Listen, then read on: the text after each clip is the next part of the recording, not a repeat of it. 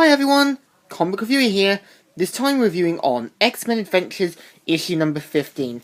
Now, I'm sorry I hadn't reviewed the last issue of the first run, mainly because I've been really busy doing my book report on Hunger Games and trying to get things done. So, issue 15 is meant to be based on the season 1 final.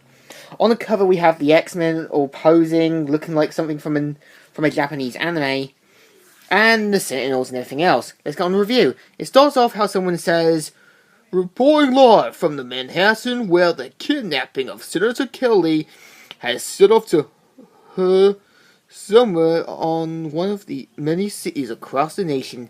So trash can gets thrown, people are rioting and stuff, and Xavier's like, "Indeed, who would benefit from Kelly's absence? Because he has spoken anti-mutant views, even if that means." So, of course, the X-Men realise that it could be Magneto, where Magneto says, "Because, my snivelling Senator Kelly, you hold the key to the future. You are connected to certain men. Mutants cannot coexist peacefully. The war from democracy must begin now.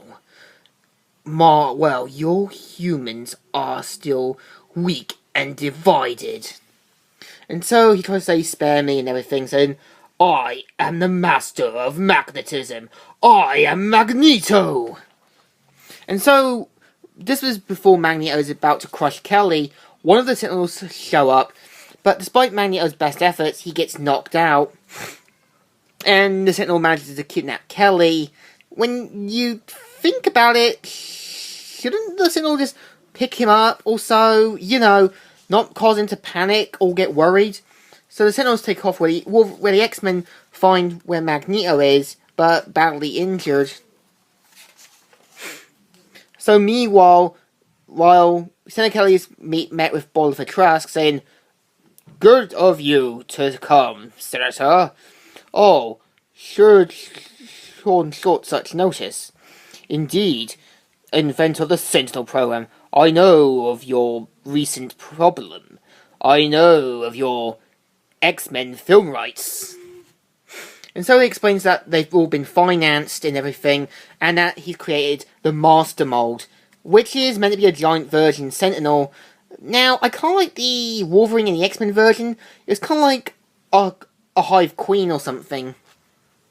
So the Sentinels decide to rebel and replace the humans with computers. Now, when you think about it, Bolivar Trask is meant to be a genius, so shouldn't he, invent a fail-safe system in the Sentinels in case they ever turned? Something a bit more clever.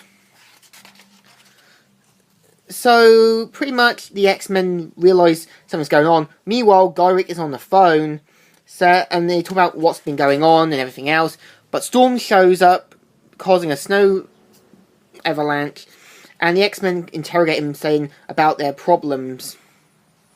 So the X-Men, with Magneto and Xavier, all decide to head on, where Master Mold is building the new Sentinels, and meanwhile the X-Men get ready to take on the new threat.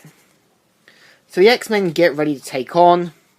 Storm blasts the Sentinel, saying, "Arctic winds, blow, let the full air of the waste automatic." So they managed to take down the Sentinels. I mean, when you think about it, the Sentinels are kind of like droids against Jedi. They have no chance against anything.